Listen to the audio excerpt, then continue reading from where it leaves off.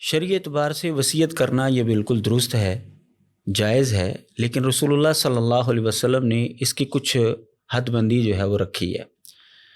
آپ نے فرمایا ہے ان اللہ قد آتا کل ذی حق حقہ فلا وصیۃ لوارث۔ اللہ تعالیٰ نے ہر حق والے کو اس کا حق دے دیا ہے، وارث کے لیے کوئی وصیت نہیں ہے۔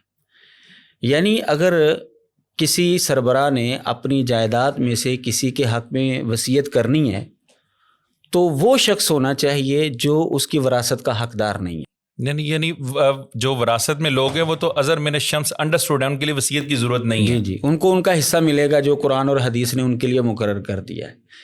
اگر کوئی بندہ اپنے وارث کو زیادہ وراثت دینے کے لیے وصیت بھی کر دیتا ہے پھر اس کو اس کا حصہ بھی مل جاتا ہے، یہ ظلم ہے، کیونکہ اس سے دوسرے ورثاء کے حصوں کی حق تلفی ہوتی ہے اور پھر نبی علیہ السلام کے اس فرمان کی مخالفت بھی ہوتی ہے۔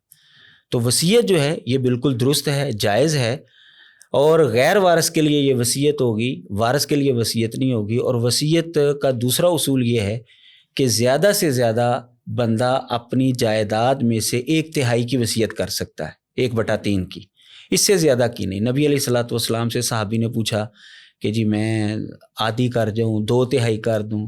آپ نے فرمایا نہیں۔ پھر 1/3 تک جب پہنچا تو آپ نے فرمایا یہ ٹھیک ہے، لیکن یہ بھی زیادہ ہے، لیکن گنجائش ہے، اجازت ہے زیادہ سے زیادہ 1/3 کی وصیت کرنے کی۔